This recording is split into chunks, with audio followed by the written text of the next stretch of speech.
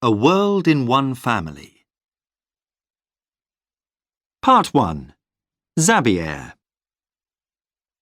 So, Zabia, how old are you? I'm 21. And I know you have an interesting background. What nationality are you? Well, I've got a British passport. So, you're British, but your parents, what nationality are your parents? Well, my dad's Bolivian. He was born in Bolivia in South America. But he's had a British passport for the last 20 years. My mum was born in Spain, in the Basque Country, and she still has her Spanish passport. So, how did they meet and end up having children in England? They met when they were both studying English in England. About 3 years after that, they got married, and here I am. And then my brother. And what was it like growing up in England with a Spanish mother and a Bolivian father? I don't think I actually noticed nationality for years. Probably the first time I really noticed a difference was at secondary school. England were playing Spain in Euro 96, and my classmates made me choose which country to support. So, which country did you support? I stayed neutral. Actually, I didn't mind which team won. And which nationality do you feel now? I'd say I was English rather than British.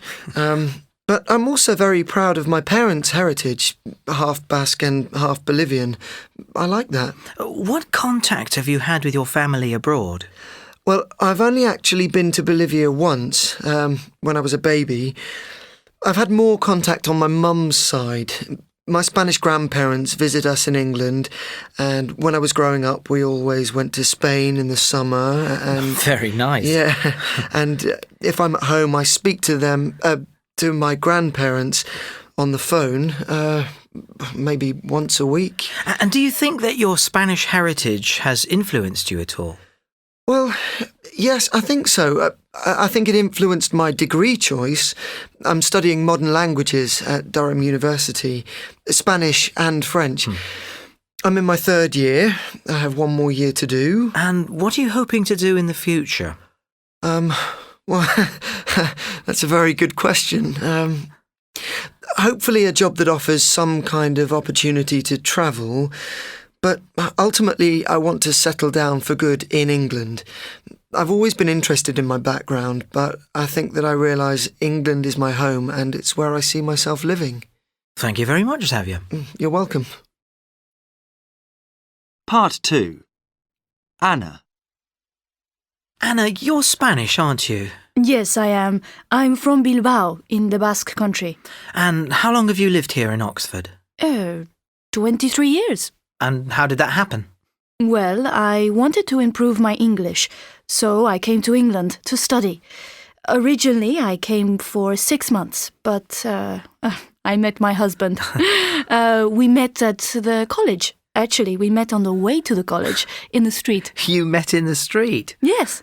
It was my first day, and I was walking up the hill to the college, and Theo, that's my husband, was driving up the hill, and he stopped and offered me a lift, which I refused. You refused? Yes, but we ended up in the same class. I went into the class, and there he was. And your husband's from Bolivia, isn't he? Yes, he is. So that means you speak the same language? Yes, Spanish. So why did you decide to live in England? Well, mainly because my husband had a job here, and we kind of decided we wanted a place in the middle between Spain and Bolivia. A nice idea. And do you have 2 sons? Yes, I do. Xavier is 21, nearly 22, and James is 19. So what's it been like for them growing up in England with parents of different nationality? Well, I think because we live in Oxford, a cosmopolitan city, they didn't notice it too much. They're both bilingual, presumably? No, not really. Oh. Because when they were children, even though we spoke to them in Spanish, they always replied in English. Interesting.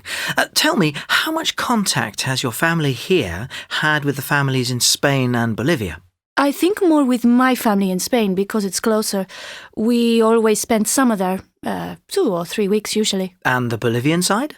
Well, my husband keeps in touch all the time, but his family have never been here. Never. Never. We went to Bolivia once when Xavier was 18 months old. James has never been. So, what are the children doing now? Xavier's at university, and James has just finished school. He's been working in a restaurant, saving money to travel. And what do they want to do in the future? Well, James, he's going to travel to Bolivia at last. Then he's going to university to study biology. And Xavier? I think he wants to work in the Foreign Office. Anna, is it possible to sum up the pros and cons of bringing up a family in another country to your own? Well, I think in a way it's good because you can take the best things from both cultures, but I don't think my sons will ever feel 100% English because their parents aren't English. It's quite tricky.